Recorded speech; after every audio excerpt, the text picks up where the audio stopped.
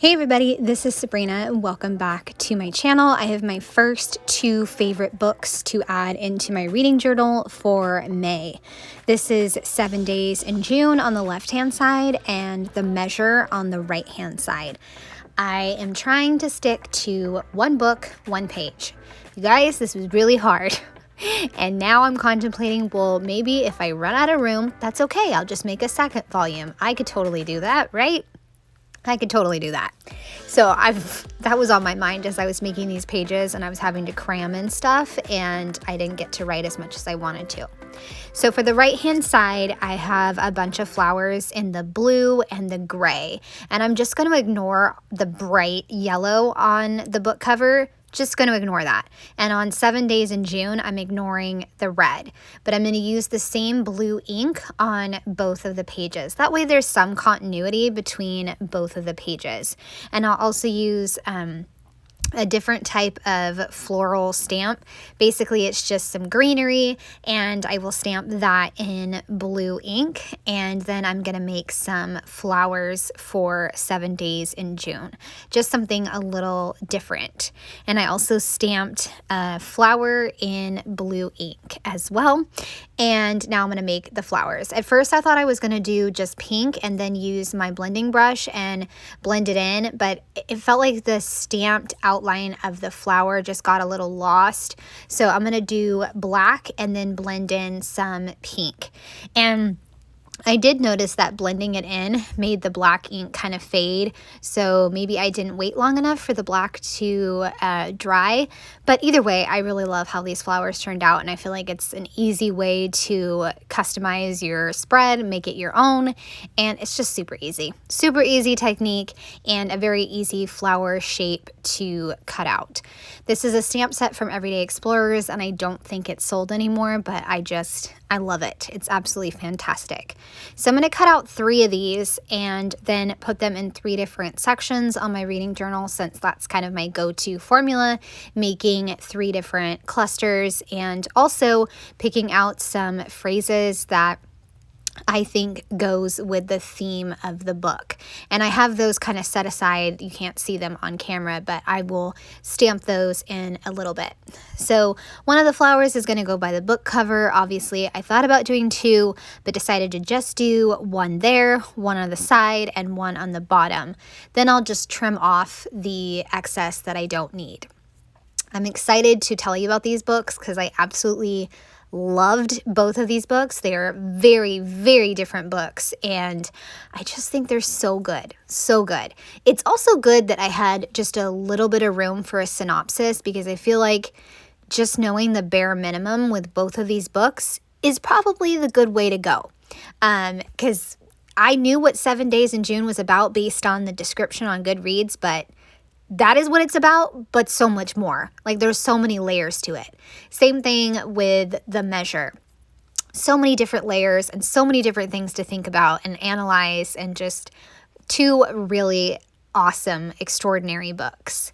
And right now, I just finished Yours Truly, and I'm going to start the half of it. And I'm listening to the audiobook, The Girl Called Samson, which is extraordinary. So I'd love to know in the comments section what books you are reading. And as you can see, I've stamped several of the phrases. It's all okay, in the news, and today's headline. I'm going to start on the synopsis for 7 Days in June. Okay, so Eva Mercy writes erotic novels and is a single mom. Shane Hall is a novelist, and they happen to both show up at the same book convention. Or a book conference. I think that's what it is. What no one knows is that 15 years ago, Eva and Shane were teenagers in love. Deep and wild love for 7 days that completely changed their lives. Now, despite the years and all the trauma, can they come back together and find that love? And will they get their happily ever after? There's a lot of different layers to kind of sift through, and there's like I said, there's a lot I can't tell you about this book, but it is a beautiful, beautiful book with a lot of complex themes underneath it. And that is kind of what I'm going to say for my first thought, that it's an incredible and powerful book with a very complicated love story starting in their tumultuous teen years, because there's a lot of things going on in their teen years, and I don't want to give it away, but obviously by saying tumultuous and wild teen years, you can kind of figure it out, but it's very deep from there. And I really enjoyed the flashbacks to their teen years to add that deeper layer to their story. And there was a museum scene, and I found that very steamy. And since I listened to the audiobook, I got to kind of hear and get to know Eva's daughter, and she was awesome. Really cool kid, and I should be her when I grow up. The quote I picked was, "No matter how perilous the journey, it's never over for true soulmates." I think that's a beautiful quote. There are so many I could have chose, but I picked that one. It really fits perfectly. Okay, so the measure. The day starts off normal, but going out your front door reveals a small wooden box with a string inside. The string tells you how many years you will live, and it will change the world. Absolutely change the world. I mean, can you guys just imagine getting a box with a string in it? I mean, obviously you don't have to open it, right? But still, that's just like unfathomable. Yeah, I just can't even comprehend it.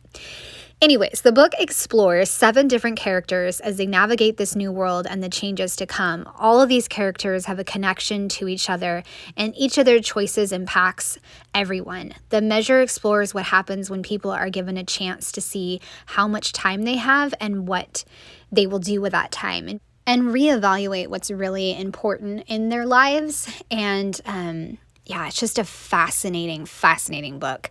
Really makes you think. I know I said that earlier, but it really does make you think. And one of the first thoughts that I'm going to put is that the whole premise of the book is fascinating, but it reminds me of that, I don't know if you guys have heard of this, but the red string theory, and how we're all kind of connected by 6 degrees, and just that connectedness that we all have. That's what I related this book to a little bit. And the cast of characters was absolutely incredible. They're sisters, best friends, training to be soldiers, a doctor, a couple, a politician, and, again, they're all somewhat connected, and it's just very interesting to the ripple effects, the choices, and the ripple effects, and the love, and the grief, and the death, and how best to spend your time. Like, what are you going to do with your life to make it important and meaningful? And then the quote I picked, I barely had room, but I put that the beginning and the end may have been chosen for us, but the middle had always been left undetermined, to be woven and shaped by us. I felt like that was the best quote that really summed up the meaning of this book. And that is my spread for this week. I hope you guys have enjoyed it. I just need to add in the ratings. Obviously, they're going to be 5 stars, but I want to make sure that I have the genre in there and also the book number. And I'm totally okay with the fact that I ran out of room for that quote, but again, you guys, I'm proud of myself for sticking to 1 book, 1 page. Because, yeah, I'd love for this journal to make it to the end of the year, but if it doesn't, that's okay. I'll just make another journal. Okay, so I hope you guys have enjoyed seeing the spread come together. I would love a thumbs up or a subscribe if you are new to my channel. Have a great day. Bye.